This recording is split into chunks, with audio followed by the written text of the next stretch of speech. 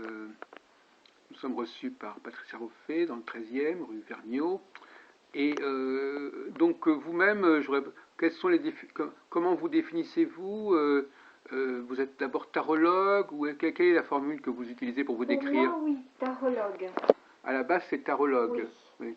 J'ai pris des cours, j'ai fait plusieurs années de cours et ça me passionne. Pour moi, c'est la tarologie. Oui.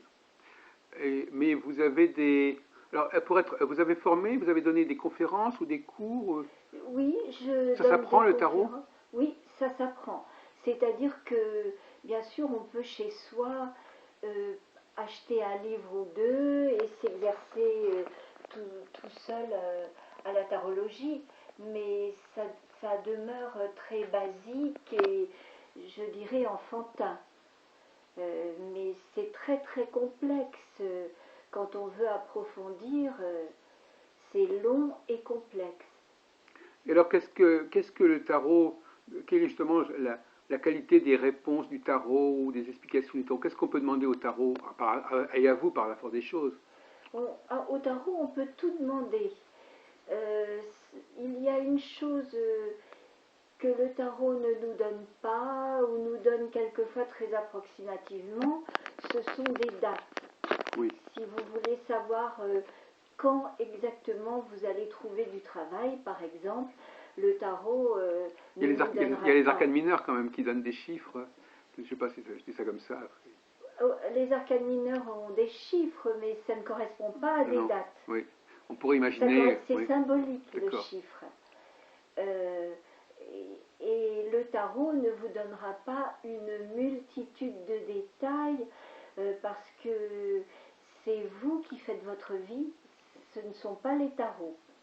Donc si par exemple j'annonce attention, vous allez avoir des ennuis à votre travail, si on me pose la question quelle sorte d'ennui, c'est un très très gros et long travail de chercher quelle sorte d'ennui et ça n'est pas sûr d'avoir une réponse.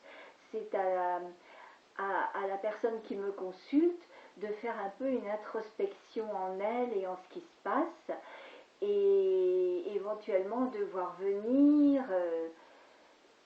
Il faut quand même un peu vivre sa vie aussi soi-même. Oui, oui, c'est ça. Donc ça, c'est votre conception des choses, effectivement. Oui. Il y a peut-être des tarologues qui ont une autre façon de travailler, qui pensent, qui Peut-être. croient qu'ils peuvent faire plus, mais Peut-être. vous êtes... Mais je trouve aussi qu'il y a un petit peu un danger à rentrer trop profondément dans la vie des gens. Enfin, un danger, moi j'en vois deux importants, c'est que la personne peut devenir extrêmement dépendante et ne plus agir sans consulter son tarologue, ce qui est dommage. Et deuxièmement, ça peut aussi l'influencer. Et ça aussi, c'est dommage.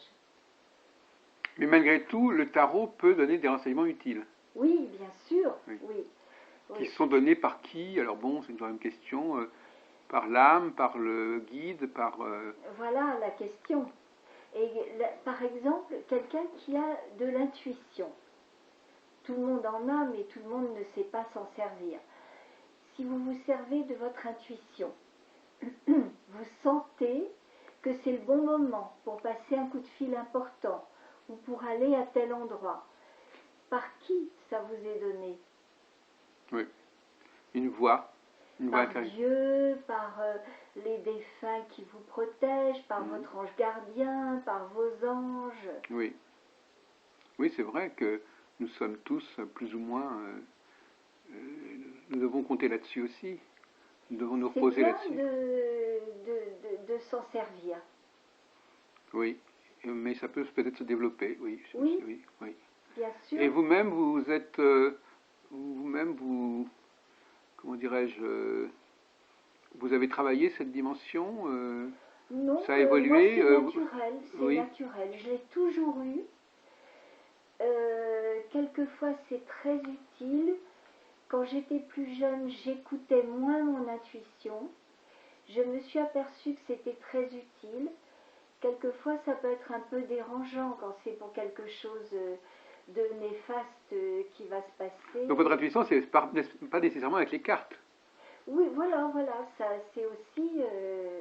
C'est pour ça que quand je vous ai demandé tout à l'heure si vous étiez tarologue, en fin de compte, vous pourriez dire que vous êtes aussi peut-être médium ou quelque part. oui, parce que je pense que pour exister, pardon, exercer ce métier, il ne suffit pas d'avoir étudié la tarologie. Il y a 50% des études et 50% de notre faculté personnelle. Ma grand-mère était voyante et donc ça se transmet. Par les gènes, en quelque sorte. Oui. Mais est-ce que vous l'avez vu exercer? Est-ce que vous avez été en contact avec elle? Vous l'avez vu travailler, votre grand-mère? Oui, Donc ça, c'est oui, quand même, ça peut réveiller chez vous quelque chose. oui, peut-être. Je crois qu'il y a aussi comme une transmission directe quelque part. Il y a une transmission inconsciente de ma part. Vous avez trouvé ça que c'était normal, puisque votre grand-mère le faisait, Voilà, donc c'est naturel. voilà. Vous vous souvenez de comment elle travaillait, comment elle Oui, faisait? oui, elle avait 3 ou 4 jeux de cartes différents, elle, dont Mademoiselle Lenormand, elle en avait plusieurs. Oui. Et vous n'avez pas de photo d'elle Oui, là c'est elle. Ah, c'est elle. Elle avait l'air, elle a pas l'air plus d'une vingtaine d'années, là. Là, elle est jeune, oui, Oui. je ne sais pas quel âge elle a. Ah, d'accord. Elle est morte en quelle année? Oh, elle est morte âgée, enfin Oui. âgée. Elle est morte, elle avait 75 ans, Oui, quelque chose. d'accord. Oui. Bon, donc effectivement, grâce à elle. C'était dans quelle région? Alors, elle est d'origine bretonne, elle Oui, a grandi d'accord. en Bretagne, elle a vécu en Bretagne, mais elle a aussi vécu à Paris dans sa jeunesse. Oui. Et là, c'était fait une clientèle. Ah oui, les gens, à l'époque, il n'y avait pas de téléphone, il n'y avait pas Internet, il n'y avait rien de tout ça, et elle avait des clients qui venaient de très loin la voir. Ouais. Mhm. Et alors vous-même, vous faites connaître un peu par des interventions, dans des réunions? Alors moi, je fais des conférences, je fais des soirées voyances dans des restaurants, Oui. euh, voilà, et des conférences, et il y a une troisième chose.